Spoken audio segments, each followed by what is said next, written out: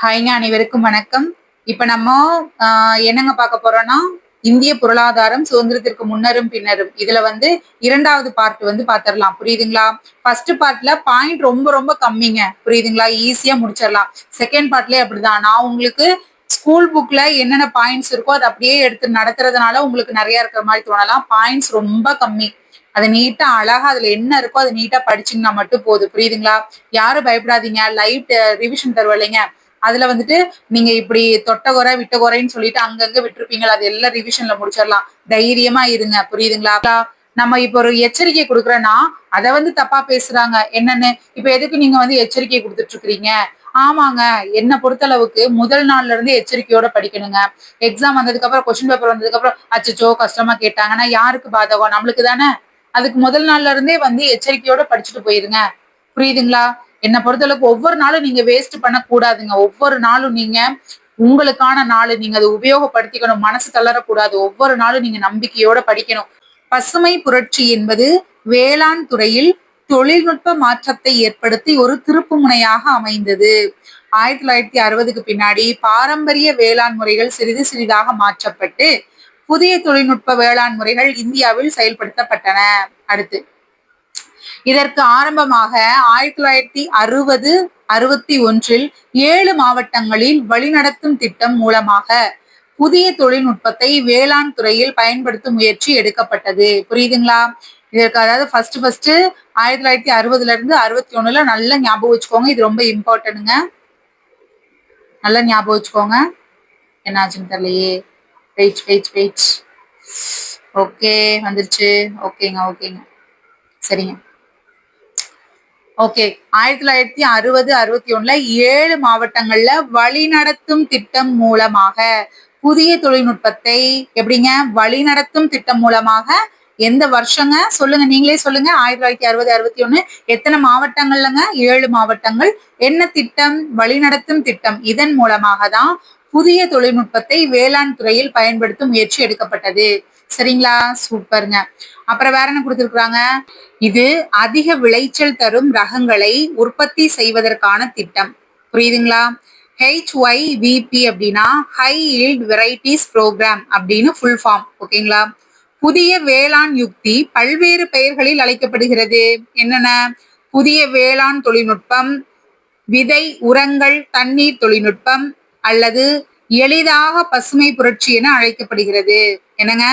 புதிய வேளாண் தொழில்நுட்பம், விதை உரங்கள் தண்ணீர் தொழில்நுட்பம், இன்னொன்னு எளிதாக பசுமை புரட்சி. இந்த மாதிரி அதாவது பசுமை புரட்சி 1 2 3 இந்த மாதிரி 3 வகையான பெயர்கள்ல இது அழைக்கப்படுதுங்க. புதிய வேளாண் தொழில்நுட்பம், விதை உரங்கள் தண்ணீர் தொழில்நுட்பம்னு 3 வகையாக இதை சொல்றாங்க. ஃபர்ஸ்ட் பசுமை புரட்சி புரிஞ்சிருச்சுன்னு நினைக்கிறேன் உங்களுக்கு. 1960 61 7 மாவட்டங்கள்ல வழிநடத்தும் திட்டம் மூலமாக இந்த வேளாண் துறையில சில தொழில்நுட்பத்தை கொண்டு வந்திருக்கிறாங்க. அதாவது எதுக்காக அப்படின்னா அதிக விளைச்சல் தரும் ரகங்களை உற்பத்தி செய்வதற்கான திட்டம். High yield variety programme. ஓகேங்களா? Varieties programme. அதோட பல்வேறு பெயர்கள் என்னென்ன நீங்க இப்பதான் சொன்னேன். அடுத்து இரண்டாவது பசுமை புரட்சி. அதிக வேளாண்மை வளர்ச்சிக்காக இந்திய அரசு இரண்டாவது பசுமை புரட்சியை செயல்படுத்தியது. அதிக வேளாண் வளர்ச்சிக்காக இந்திய அரசு இரண்டாவது பசுமை புரட்சியை செயல்படுத்தியது. புரியுதுங்களா? அப்போ அதிக வேளாண்மை வளர்ச்சிக்காக இந்திய அரசு என்ன பண்ணிருக்குதுங்க? இரண்டாவது பசுமை புரட்சியை செயல்படுத்தியது. அடுத்து இரண்டாவது புரட்சியின் முக்கிய நோக்கம் என்ன அப்படின்னு பாத்தீங்கன்னா 2006 2007 இந்த 2 வருஷங்கள்ல 214 மில்லியன் டன்களாக இருந்த உணவு பயிர் உற்பத்தியை 2020 400 மில்லியன் டன்களாக உயர்த்துதல் ஆகும். அப்ப என்ன பாயிண்ட் இங்க தேவை? நான் என்ன பாயிண்ட் தேவைன்னு சொல்றேனோ அதெல்லாம் நல்லா மெமரி பண்ணிக்கோங்க. அதுவே போதுமானது. எல்லாம் இதுல என்ன இருக்குங்கிறதுக்காக நான் வாசிக்கிறேன். நீங்க நான் மார்க் பண்றதை மட்டும் படிச்சுக்கோங்க. அப்புறம் 2-3 டைம் தொடர்ச்சியா சொல்லிட்டே இருக்கிறது உங்களுக்கு ரிவிஷன் ஆகுறதுக்கு. அதை நல்லா மெமரி பண்ணிக்கோங்க. அது போக நான் மார்க் பண்றதெல்லாம் மெமரி பண்ணிக்கோங்க. அவ்வளவுதான் படிக்கணுங்க. எல்லாத்தையும் உட்காந்து படிச்சா யாராலையும் படிக்க முடியாது. இரண்டாவது புரட்சியின் முக்கியமான நோக்கம் என்ன? ஓகேங்களா? அப்ப இரண்டாவது புரட்சியின் ஓகே, இரண்டாவது பசுமை புரட்சியின் முக்கியமான நோக்கம் என்ன இப்ப நம்ம பார்க்க போறோம். அதை மட்டும் மைண்ட்ல ஏத்திக்கோங்க. 2006 இருந்து 2007 216 மில்லியன் டன்களாக இருந்த உணவு பயிர் உற்பத்தி அப்ப உணவு பயிர் உற்பத்தி 2006ல இருந்து 2007ல எத்தனை மில்லியன் டன்களாக இருந்துச்சு? 216 மில்லியன் டன்களாக இருந்துச்சு. புரியுதுங்களா? அப்புறம் 2020ல 400 மில்லியன் டன்களாக உயர்ந்திருக்கு. புரியுதுங்களா? அப்ப 2020ல எத்தனை மில்லியன் டன்களாக உயர்ந்திருக்குதுங்க? 400 மில்லியன் டன்களாக. வெரி குட், சூப்பர், முடிஞ்சுங்க, அவ்வளவுதான். அடுத்து வேளாண்மையின் வளர்ச்சி விகிதத்தை அடுத்த 15 ஆண்டுகளில் 5%இலிருந்து 6%ஆக உயர்த்த திட்டமிட்டுள்ளது. புரியுதுங்களா? வேளாண்மையின் வளர்ச்சி விகிதத்தை அடுத்த 15 ஆண்டுகள்ல எத்தனை வருஷத்துலங்க? 15 வருஷத்துக்குள்ள 5%ல இருந்து 6%ஆக உயர்த்தணும் அப்படின்னு திட்டமிட்டு இருக்குது. ஓகேங்களா? சூப்பருங்க. ஓகே, உங்களுக்கு அவ்வளவுதான். இப்ப வந்து புரட்சி 1 பசுமை புரட்சி ஃபர்ஸ்ட் என்னன்னு பார்த்துட்டோம், செகண்ட் என்னன்னு பார்த்துட்டோம், அதுல இருக்க என்ன பாயிண்ட் படிக்கணும்னு பார்த்துட்டோம். அதை மட்டும் படிங்க, கஷ்டமா இருக்குன்னு சொல்லாதீங்க. கஷ்டமாலாம் இல்லை, எல்லாம் ஈஸி தான். ஃபர்ஸ்ட் இதுல வந்து ஜமீன்தாரி முறை, நில சுவாந்தாரா முறை படிச்சிருப்பீங்க, மகள்வாரி முறை, இனவாரி முறை படிச்சிருப்பீங்க. ஓகேங்களா? அதுல என்னென்ன இருக்குது அதை மட்டும் படிச்சா போதும். ரைத்து வாரி முறை, சொந்த சாகுபடி முறை படிச்சிருப்பீங்க. அவ்வளவுதான் அதுல முக்கியமான பாயிண்ட்ஸே இருக்கும். அப்புறம் டெய்லர் கோவன் வந்துட்டு ஃபர்ஸ்ட் என்ன பாயிண்ட் சொல்லியிருப்பாரு அதை வந்து படிச்சா போதும். அப்புறம் வந்து லார்ட் காரன் வாலிஸ் வந்துட்டு எந்த வருஷம் என்ன கொண்டு வந்தாரு, எதுக்கப்புறம் இந்த ஜமீன்தாரி முறை வந்துச்சு, அது அந்த மாதிரியான முக்கியமான பாயிண்ட் மட்டும் படிச்சா போதுங்க. எல்லாத்தையும் உட்காந்து யாராலையும் படிக்க முடியாது. எல்லாரும் கம்ப்யூட்டர்லாம் கிடையாது. புரியுதுங்களா? அதனால பயப்படாம தைரியமா படிங்க. நான் தான் ரிவிஷன் கொடுக்குறேன்னு சொல்றேன்ல. ஓகேவா? பசுமை புரட்சி வேளாண்மை, உணவு தானிய உற்பத்தி. வெண்மை புரட்சிங்கிறது பால். புரியுதுங்களா? பால் வந்து வெள்ளை கலர்ல தான் இருக்கும். நீல புரட்சிங்கிறது மீன் வந்து நீல கலர்ல தான் இருக்கும். மஞ்சள் புரட்சிங்கிறது எண்ணெய் வித்துக்கள். மஞ்சள் கலர்ல தானங்க நம்ம இப்ப எண்ணெய் வந்துட்டு வாங்கினோம்னா ஒரு ஒயிட்டான ஒரு பாட்டில்ல எண்ணெய் வாங்கினோம்னா மஞ்சள் கலர்ல தானே இருக்கும் கடல் எண்ணெய் இதெல்லாம். அடுத்து தங்க புரட்சி பழங்கள், ஆப்பிள். பழம் எல்லாம் சாப்பிட்டோம்னா சும்மா அப்படியே தக தக தக தகன்னு மின்னுங்க ஃபேஸ். ஓகேங்களா? வெறும் பழம் மட்டும் நீங்க சாப்பிட்டு பாருங்களேன். இப்ப வெறும் ஆப்பிள், இப்ப ஏபிசி ஜூஸ்ன்னு சொல்றாங்களேங்க, ஆப்பிள், பீட்ரூட், கேரட், அது மட்டும் போட்டு அந்த ஆப்பிள் அந்த பழங்கள் ஜூஸ் மட்டும் ஒரு தொடர்ச்சியாக ஒரு 2 நாள் வந்து பழங்கள் மட்டுமே சாப்பிட்டே வந்தோம்னா ஃபேஸ் எல்லாம் அப்படியே ரொம்ப க்ளோயிங் ஆயிரும். உண்மையாலுமே தாங்க, சாப்பிட்டு வேணா பாருங்க. தங்க புரட்சி பழங்கள், ஆப்பிள். கருப்பு புரட்சி பெட்ரோலியம். கருப்பு புரட்சி என்னங்க? பெட்ரோலியம். வெள்ளி புரட்சி அப்படின்னா முட்டை. பெட்ரோலியம் கருப்பு கலர்ல இருக்கும், இதுக்கு ஷார்ட்கட் வேணாம். வெள்ளிக்கிழமை முட்டை சாப்பிடக்கூடாது. வெள்ளி புரட்சி முட்டை. சாம்பல் புரட்சி உரங்கள். ஆமாங்க, எரித்து சாம்பலாக்குன அந்த உரம் வந்து எப்படிங்க இருக்கும்? சாம்பல் கலர்ல தாங்க இருக்கும். அடுத்து இளஞ்சிவப்பு புரட்சி அப்படிங்கிறது இறால். இளஞ்சிவப்பு புரட்சிங்கிறது இறால். பழுப்பு புரட்சிங்கிறது தோல் பொருட்கள். தோல் வந்துட்டு ஒரு மாதிரி பழுப்பு கலர்ல தானங்க இருக்கும். ஓகே, ஷார்ட்கட் எல்லாம் சொல்லி கொடுத்துட்டேன். ஓகே, அப்ப ஷார்ட்கட் சொல்லி கொடுத்தது மட்டும் படிங்க, இம்பார்ட்டன்ட் பாயிண்ட் மட்டும் படிங்க. ஓகேங்களா? பெரிய அளவிலான தொழிற்சாலைகள். இரும்பு எஃகு தொழிற்சாலை. முதல் எஃகு தொழிற்சாலை ஜாரியாவில் உள்ள குல்டி என்னும் இடத்தில் நிறுவப்பட்டது. இதுக்கு ஒரு ஷார்ட்கட் சொல்லித்தரேன். ஃபர்ஸ்ட் எஃகு தொழிற்சாலை ஜாரியாவில் உள்ள குல்டி என்னும் இடத்தில் நிறுவப்பட்டது.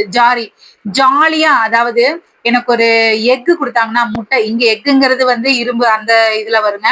நான் உங்களுக்கு ஷார்ட்கட் சொல்றேன். எஃகுங்கிறது ஜாலியா சாப்பிடுவேன், அதுவும் பல்ட்டி அடிச்சுக்கிட்டே சாப்பிடுவேன். எக்குன்னா எனக்கு ரொம்ப பிடிக்கும், நான் ஜாலியா பல்ட்டி அடிச்சுட்டே சாப்பிடுவேன். சோ முதல் எஃகு தொழிற்சாலை ஜாரியாவில் உள்ள குல்டி என்னும் இடத்தில் நிறுவப்பட்டது. மேற்கு வங்காளத்தில் உள்ள வங்காள இரும்பு தொழில் கம்பெனி 1817ல வந்து நிறுவப்பட்டது. அப்போ வெஸ்ட் பெங்கால்ல இருக்கக்கூடிய வங்காள இரும்பு தொழில் கம்பெனி எப்பங்க நிறுவப்பட்டுச்சு? 1870ல. புரியுதுங்களா? மேற்கு வங்காளத்தில் உள்ள வங்காள இரும்பு தொழில் கம்பெனி 1817ல நிறுவப்பட்டது. சூப்பர், வெரி குட்ங்க. அப்படின்னு ஞாபகம் வச்சுட்டே வாங்க. இந்த வருஷம், அந்த ஊரு, இது போதுமானது. புரியுதுங்களா? 1907ல பெரிய அளவிலான இரும்பு எஃகு தொழிற்சாலை இருந்துச்சு. எங்கங்க? ஜாம்செட்பூர்ல. அப்புறம் அதுக்கப்புறம் அதே மாதிரி அதேதான் டிஸ்கோ தொழிற்சாலை 1919 கான்பூர்ல தொடங்கப்பட்டது. அதுக்கப்புறம் எஃகு தொழிற்சாலையே வந்துட்டு என்ன பண்ணிருக்காங்க? டிஸ்கோ தொழிற்சாலை வந்து என்னங்க பண்ணிருக்காங்க? 1919ல கான்பூர்ல வந்து தொடங்கியிருக்காங்க. ஃபர்ஸ்ட் 1907ங்க. அதுல வந்து ஜாம்செட்பூருங்க. 1907ல ஜாம்செட்பூர். அப்ப 7 நாளும் நான் ஜாம்ல தான் வந்துட்டு ஜாம் தொட்டு தான் வந்து ஏதாவது சாப்பிடுவேன். அப்படி மாதிரி ஏதாவது ஞாபகம் வச்சுக்கோங்களா?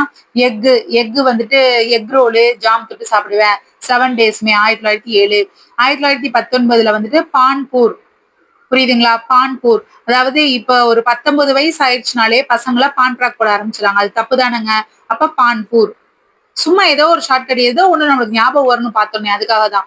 இரண்டும் தனியார் துறை ஆகும். ரெண்டுமே தனியார் துறை. ஓகேங்களா? அவ்வளவுதான். முதலில் நிறுவப்பட்ட பொதுத்துறை நிறுவனம் பத்ராவதியில் உள்ள விஸ்வேஸ்வரையா இரும்பு எஃகு தொழில் ஆகும். புரியுதுங்களா? முதலில் நிறுவப்பட்ட பொதுத்துறை நிறுவனம் முதலில் நிறுவப்பட்ட பொதுத்துறை நிறுவனம் பத்ராவதியில் உள்ள விஸ்வேஸ்வரையா இரும்பு எஃகு தொழில் ஆகும். புரியுதுங்களா? முதலில் நிறுவப்பட்ட பொதுத்துறை நிறுவனம் எங்கெங்க இருக்கு? பத்திரமா பத்திரமா வச்சுக்கோ. விசுவாசமா இருக்கிற, உன்னை நம்பிதான் நான் இருக்கிறேன், உன் மேல நான் நிறைய விசுவாசமா இருக்கிறேன், சோ நீ எல்லா பொருளையும் பத்திரமா வச்சுக்கோ, அந்த மாதிரி வச்சுக்கோங்க. முதலில் நிறுவப்பட்ட பொதுத்துறை நிறுவனம் பத்ராவதியில் உள்ள விஸ்வேஸ்வரையா இரும்பு எஃகு தொழிலாகும்.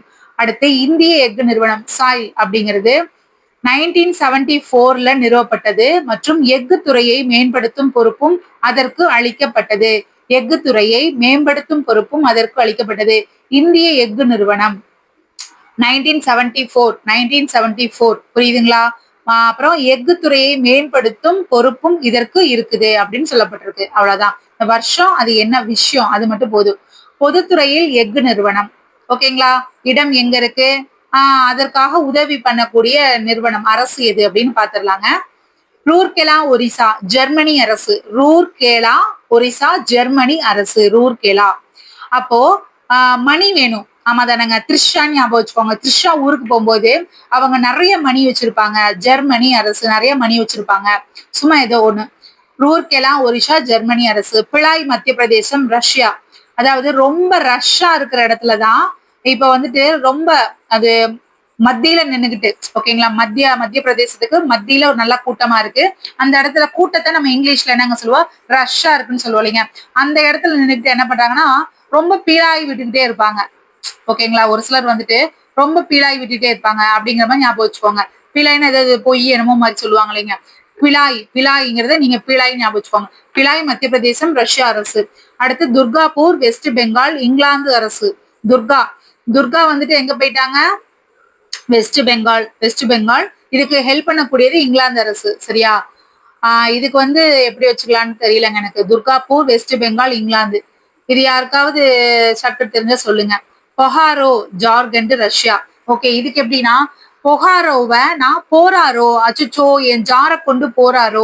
இப்ப வந்து ஒரு கூட்டம் வந்து நல்ல ரஷ்ஷா பயங்கர கூட்டமா இருக்குங்க. அந்த இடத்துல வந்து என்னன்னா ஜார்லாம் நிறைய வித்துட்டு இருக்காங்க. நான் ஒரு ஜாரை வாங்கிட்டேன், எனக்கு மனசுக்கு பிடிச்ச ஒரு ஜாரை வாங்கிட்டேன். அது திடீர்னு என்ன ஆயிடுச்சுன்னா யாரோ வந்து தூக்கிட்டு போயிட்டாங்கங்க. அப்ப நான் கத்துறேன், ஐயோ போறாரோ, யாரோ வந்து ஜாரை தூக்கிட்டு போறாரோ அப்படின்னு சொல்லிட்டு நான் வந்து கத்துற மாதிரி. பொஹாரோ ஜார்க்கண்ட் ரஷ்யா.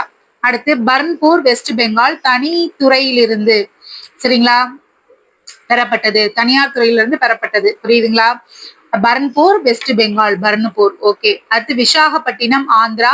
விஷா கிடைக்கணும்னா ஆத்திராத்திரமா போனாலாம் உனக்கு ரஷ்ஷா இருக்கிற இடத்துலயோ ஆத்திரத்துல போய் வாங்கலாம் முடியாது. விஷாலாம் முன்னக்கூட்டியே நீ வந்து எல்லாத்தையும் வந்து பதிவு பண்ணி வச்சுனாதான் கரெக்டான டைம்ல உனக்கு விசா கிடைக்கும்.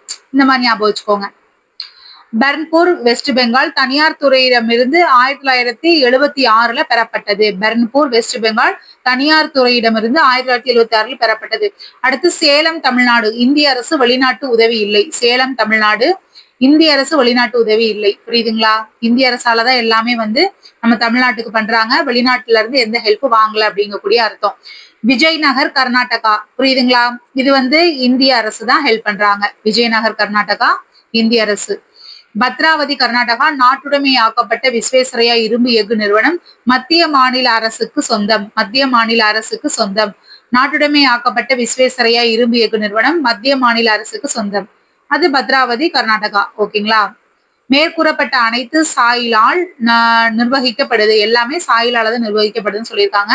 தற்போது இந்தியா எஃகு உற்பத்தியில உலக அளவில் 8வது உயரிய இடத்தில் உள்ளது. புரியுதுங்களா? ஓகேங்களா? அப்போ எஃகு உற்பத்தியில உலக அளவிலேயே 8வது இடத்தில் இருக்கு. டிஸ்கோ தவிர மற்ற அனைத்து முக்கிய இரும்பு எஃகு நிறுவனங்களும் பொதுத்துறையின் கீழ் இயங்குகின்றன. எப்படிங்க? டிஸ்கோ தவிர மத்த எல்லாமே என்ன சொல்லியிருக்காங்க? எஃகு நிறுவனங்களும் பொதுத்துறையின் கீழ் இயங்குது அப்படின்னு சொல்லியிருக்காங்க. ஓகேங்க. மேற்கு வங்க மாநிலத்தில் உள்ள ரேஸ்ரா எனும் ஊரில் நவீனமயப்படுத்தப்பட்ட அப்ப எந்த ஊர்லன்னு சொல்லியிருக்காங்க, எந்த மாநிலம் எந்த ஊருன்னு பாத்துக்கோங்க. சரிங்களா, இதுதான் இம்பார்ட்டன்ட். இருங்க குறிச்சு காமிச்சிடுறேன். இப்போ 1855ல வெஸ்ட் பெங்கால்ல ரேஸ்ரா அங்கக்கூடிய ஊர்ல நவீனமயப்படுத்தப்பட்ட தொழிற்சாலை முதல் முறையாக உருவாக்கப்பட்டது. புரியுதுங்களா? அப்ப இது படிச்சுக்கணும். நீங்க ஒண்ணும் கவலைப்படாதீங்க. நான் அதுக்குதான் ரிவிஷன் கொடுக்கறதே அதுக்குதாங்க. ரிவிஷன் கொடுத்தாலே போதுமானது. சூப்பரா அழகா முடிச்சிடலாம். புரியுதுங்களா?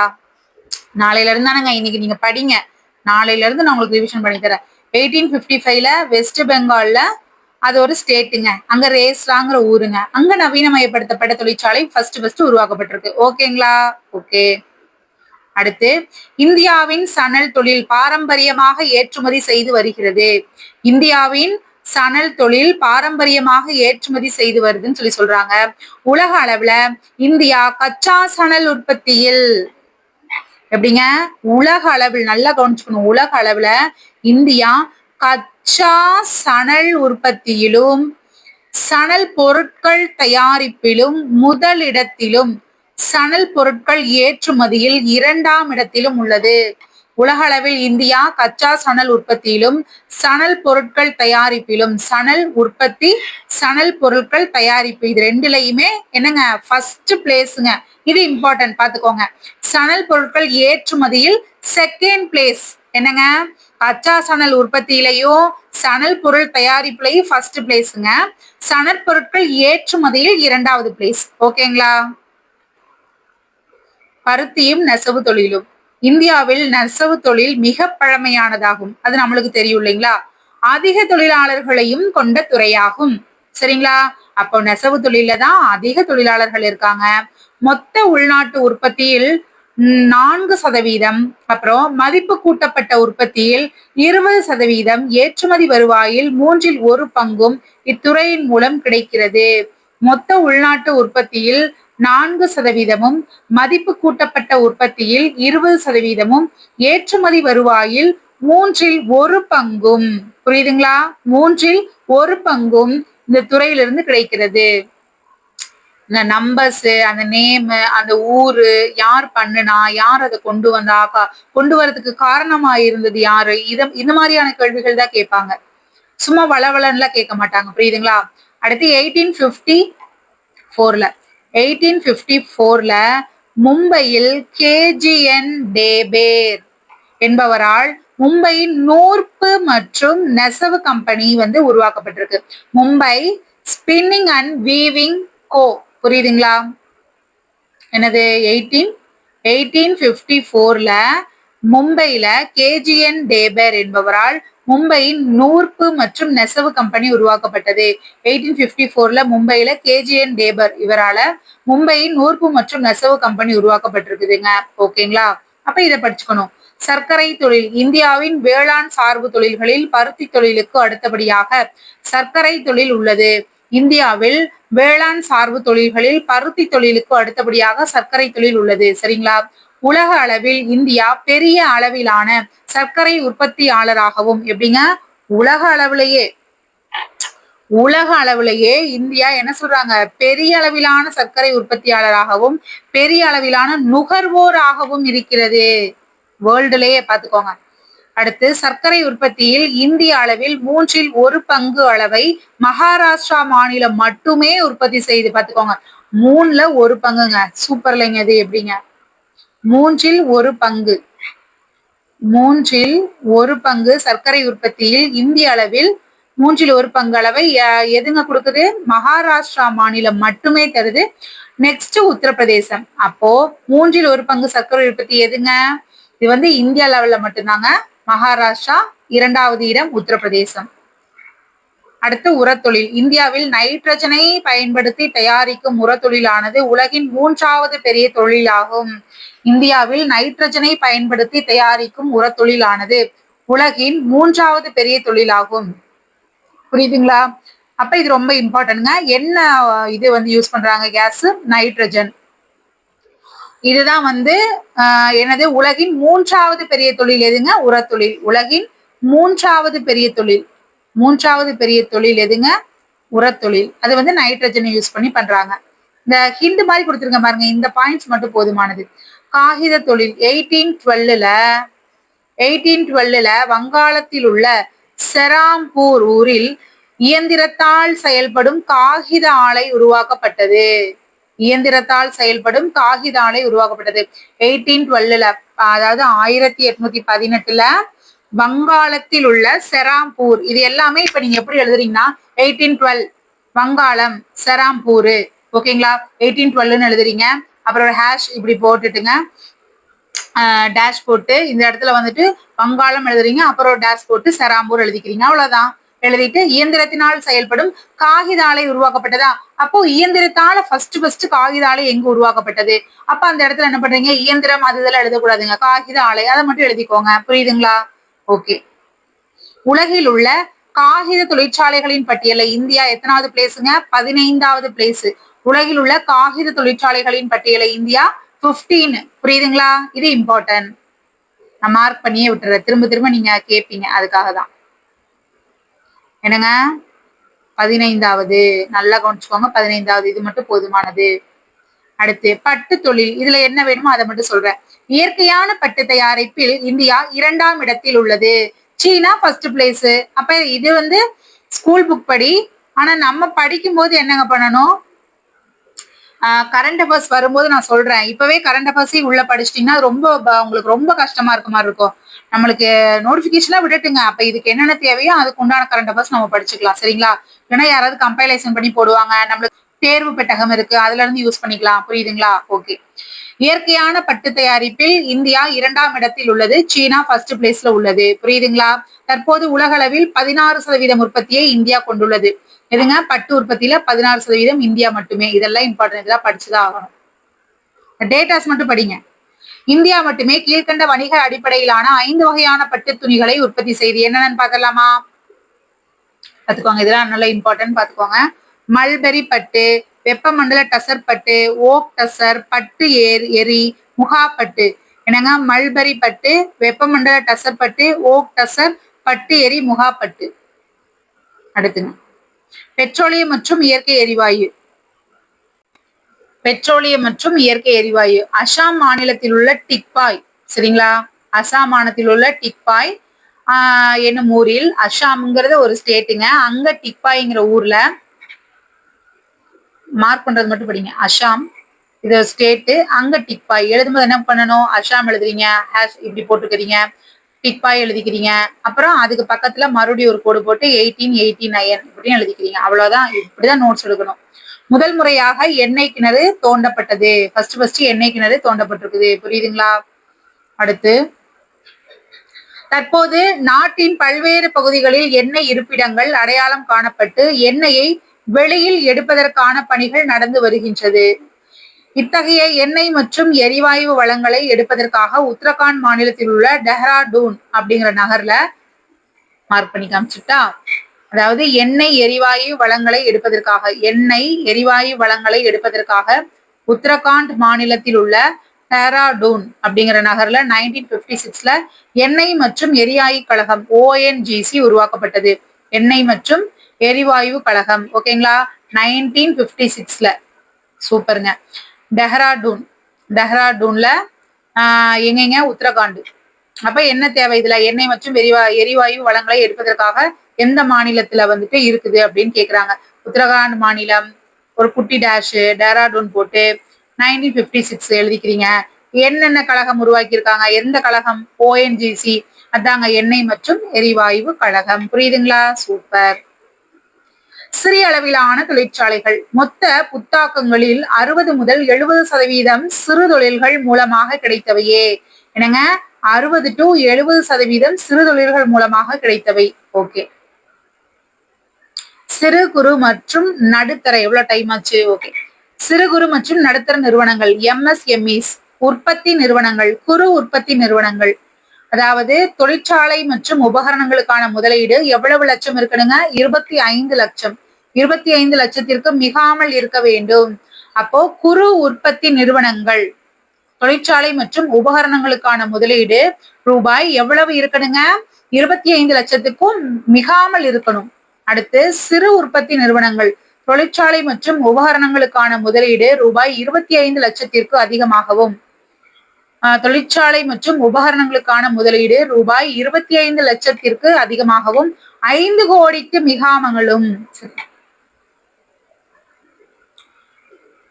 நடுத்தர உற்பத்தி நிறுவனம் தொழிற்சாலை மற்றும் உபகரணங்களுக்கான முதலீடு ரூபாய் 5 கோடிக்கு அதிகமாகவும் அப்புறம் 10 கோடிக்கு மிகாமலும் இருக்கும். அப்போ குறு சிறு நடுத்தரம். இப்ப பாருங்க எப்படி எழுதணும் நான் சொல்றேன், பாத்துக்கோங்க. குறுனா 25 lakhsக்கு மிக கூடாது, போக கூடாதுன்னு அர்த்தம். சிறு ஃபர்ஸ்ட் சிறுவா குருவா, குறு அப்புறம் சிறு, குறு சிறு. சிறு வந்து என்னன்னு பாத்தீங்கன்னா 25 லட்சத்துல இருந்து 5 கோடிக்கு மிகாமல் இருக்கணும். அடுத்து நடுத்தரம் எழுதி காமிக்கிறேன். இப்படிதான் இவ்வளவுதான் நோட் பண்ணணுங்க. என்ன பண்ணணும்? நடுத்தரம் இதுக்கு 5 கோடியில இருந்து 10 கோடிக்கு மிகாம இருக்கணும். கரெக்ட் தானங்க?